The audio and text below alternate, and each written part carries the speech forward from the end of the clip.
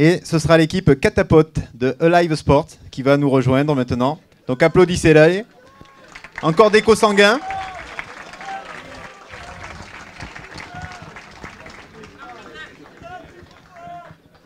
Donc l'équipe Catapote a travaillé pour le sujet proposé par Alive Sports. Allez, mais cassez-moi le matériel aussi. Ils sont infernaux, quoi. Vas-y, t'as qu'à faire comme chez toi aussi. Voilà. Du coup, comme ils oublient à chaque fois de dire sur quoi ils ont travaillé, moi j'essaie de le redire au cas où. Ils devaient travailler sur un système de catapulte, de catapulte humaine. Mais bon, il y a des photos, vous allez vite comprendre. Il y a un proto qu'on va tester après. Et combien de micros? 1, 2, 3 2 Allez, c'est parti pour 3 minutes. 3 minutes de plaisir. Ah, une dernière indication de dernière seconde. Genre, vas-y, meuble. Bon, mais voilà, fais comme si. Fais oui comme ça. Tu dis oui, c'est bon. C'est parti. Donc, alors, bonjour à tous. Aujourd'hui, un blob en 2015, qu'est-ce que c'est? C'est quelque chose comme ça. Je vous avoue, j'ai quelque chose d'un peu honteux à avouer, mais j'ai mal à mon blob. En même temps, regardez, c'est normal. C'est dangereux, ça se voit. C'est évident qu'on voit que les personnes qui sont sur cet échafaudage peuvent se blesser facilement et très rapidement.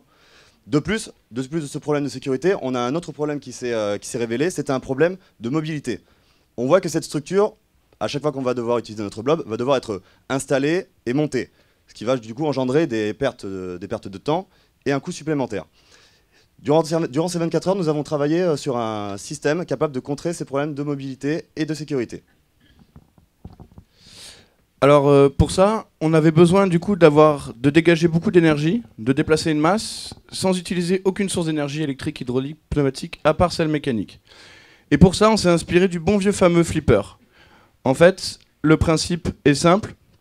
Comme vous voyez sur le schéma de droite, on vient tirer avec la poulie par un opérateur la masse, M, et lorsqu'on la relâche, la personne qui est ici, le déplacement qu'elle a créé lorsqu'elle s'est assise sur le ballon va être répercuté ici et elle va décoller. Notre système a été dimensionné à peu près pour une masse de 80 kg qui pourra partir à peu près à 4 mètres de haut. Et en plus de ça, en respectant les contraintes qui étaient la mobilité et la sécurité, donc pour la mobilité, on a mis tout notre système sur une barge, facile à mettre sur une remorque, facile à installer, pas besoin de 36 personnes pour mettre le système en place. Pour la sécurité, en fait, le problème, c'est qu'on allait quand même dégager une vitesse forte avec une masse assez importante dans l'axe de la personne. Et pour faire ceci, on a décalé l'axe de tir pour venir frapper ici et pouvoir remonter la personne en l'air pour sécuriser la zone de chute. Et maintenant, pour expliquer un peu notre... en plus de ça, le problème qu'on avait avec le plop, c'était difficile de monter dessus. C'est à même l'eau, c'est gonflé, c'est glissant, etc. Et donc on a installé une échelle là-haut où les personnes pourraient monter sur notre support rigide et pouvoir directement se placer à la bonne position. Meilleur rendement. Et pour ensuite encore améliorer notre système, on a mis une trappe qui sera située sur le dessus, qui permettra aux équipes d'intervenir si jamais vous avez des problèmes ou pour préparer le tir avant le lancement. Et pour maintenant avoir une expérience en direct de notre système, voici un prototype réalisé par nos soins. Et voilà, la personne décolle. Vous avez aimé? Ceci est une révolution. En nous imprégnant parfaitement de l'esprit de la boîte, nous avons réglé tous les problèmes de sécurité. De plus, nous avons créé un gain financier pour l'entreprise en passant de 3 à 10 personnes propulsées en seulement 10 minutes. Et nous avons réglé tous les problèmes de mobilité grâce à notre remorque pouvant traverser toutes les routes de France. Vous pouvez vous envoler dans tous les lieux de vos rêves.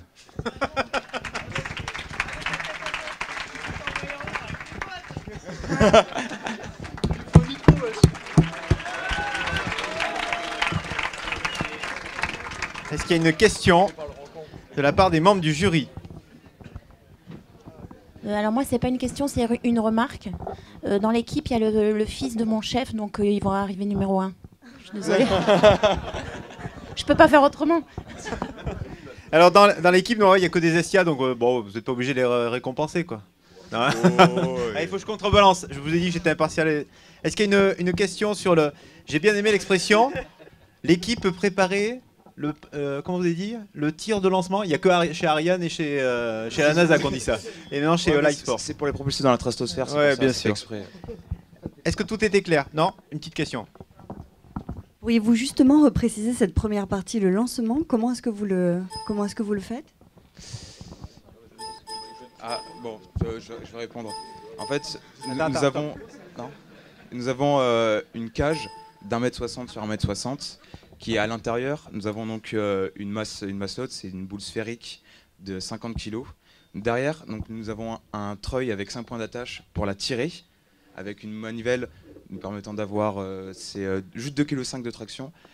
Et devant, ce sont 4 ressorts qui vont diriger littéralement la boule avec une forte puissance dans un angle incliné vers le bas, dans une zone bombée ici. Nous avons donc une zone bombée de notre système. Et donc le déplacement d'air va se répercuter sur la personne qui va être propulsée dans le ciel. C'est bon? Est-ce que c'est plus clair? Ok. Oui, il y a le porteur de projet, donc on va lui donner la parole. Voilà. Il faut faire me signe parce que nous on a des projecteurs et en fait je suis aveugle depuis. Donc moi c'est une activité que je développe depuis 3 ans, le blob, et qui, comme vous l'avez vu, elle est soumise à pas mal de contraintes. C'est vrai qu'ils nous ont proposé une solution qui est très innovante et qui est a priori une innovation d'une innovation parce que c'est une activité qui est très jeune. Donc on va prochainement voir si on peut faire des tests parce que tout ce qu'ils nous ont proposé répond aux contraintes que je leur ai exposées et ils ont même anticipé sur des contraintes qu'ils ont vécues en essayant déjà cette activité au cours des week-ends d'intégration que je leur ai proposés. Bravo. T'allais dire en fait qu'ils ont déjà essayé pendant les cours, c'est ça? Ah, c'était le week-end d'intégration. Bon, ça va. Bon, mais bravo encore à vous tous.